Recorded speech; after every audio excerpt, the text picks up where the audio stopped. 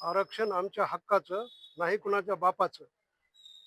आरक्षण वर्गीकरणाच्या बाबतीमध्ये माननीय आदरणीय सुप्रीम कोर्टाने जे आदेश दिलेला आहे, त्या आदेशानुसार वर्गीकरण होणं गरजेचं आहे. समाजाला जे दुर्बल आमचा समाज आहे, त्या समाजाला न्याय मिळाला पाहिजे. इतर राज्यामध्ये सुप्रीम कोर्टाच्या आदेशानुसार इतर राज्यामध्ये वर्गीकरण झालेलं असल्यामुळं आम्ही ही वर्गीकरणाची मागणी करत आहोत. आमच्या समाजाला न्याय मिळाला पाहिजे या दृष्टिकोनातून असं समजलं जातं की आरक्षण हे आमच्या हक्काचं आहे, ते कुणाच्या बापाचं नाही. त्यामुळे हे आरक्षण देणं गरजेचं आहे, वर्गीकरण होणं गरजेचं आहे. मातंग समाजाच्या अस्मितेचा प्रश्न म्हणजे गेल्या अनेक दशकापासून मातंग समाजाला अनुसूचित जाती प्रवर्गातील आरक्षणामध्ये अबकड करावं, वर्गीकरण करावं आणि आमचा हिस्सा आम्हाला, आमचा वाट्याचा आमचा हिस्सा आम्हाला मिळावा यासाठी तमाम सकल मातंग समाजाचे नेते खूप दिवसापासून प्रयत्न करत आहेत.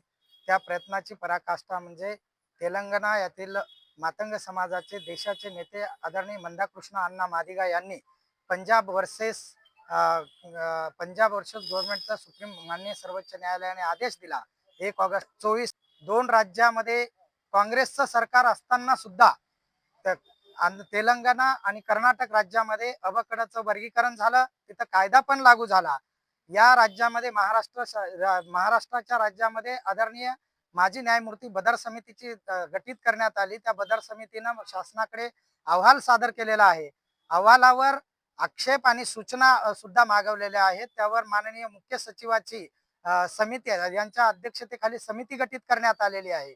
ही सगळी प्रक्रिया न्यायप्रविष्ट असताना सुद्धा न्यायालयीन आदेशाप्रमाणे काम चालू असताना जाणीवपूर्वक या महाराष्ट्रातील काँग्रेसचे नेते आदरणीय नाना पटोले आणि विजय वडेट्टीवार हे दोघे जाणीवपूर्वक मातंग समाजाला विरोध करत आहेत.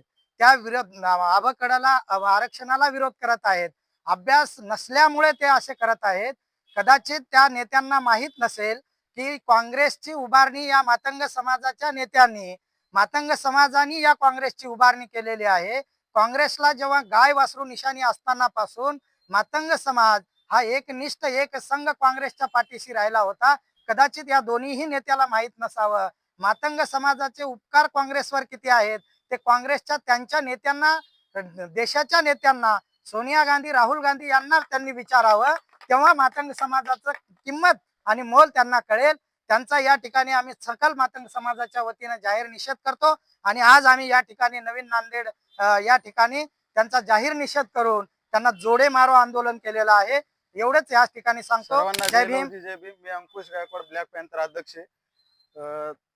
एसी आरक्षणाचं वर्गीकरण या राज्याला करायचा अधिकार आहे म्हणून 2024ला या देशाचा सर्वात मोठं सुप्रीम कोर्ट असणाऱ्या दिल्लीतून आदेश काढला आणि त्या आदेशाच्या याच्यानुसार वेगवेगळ्या संघटना या राज्यामध्ये, या देशामध्ये वर्गीकरण करा यासाठी पदयात्रा, आंदोलन, धरणे आंदोलन, मोर्चे, वेगवेगळे अमुक मोर्चे काढत आहेत. पण या देशामध्ये हे देश बाबासाहेबांच्या संविधानावर चालतो आणि ते सुप्रीम कोर्ट संविधानानुसार चालतो. सुप्रीम कोर्टाच्या आदेशाला इथले धनदानके काँग्रेसचे नेते विजय वडेट्टीवार आणि नाना पटोले एसी आरक्षणाला विरोध करत आहेत. त्या एसी आरक्षणाला विरोध करणं म्हणजे बाबासाहेबांच्या संविधानाला विरोध करणं आहे. एवढी गुरमी तुमच्यामध्ये, एवढी मस्ती तुमच्यामध्ये कुठून आली? तुम्ही बाबासाहेबांना विरोध करता, तुम्ही बाबासाहेबांच्या संविधानाला विरोध करता.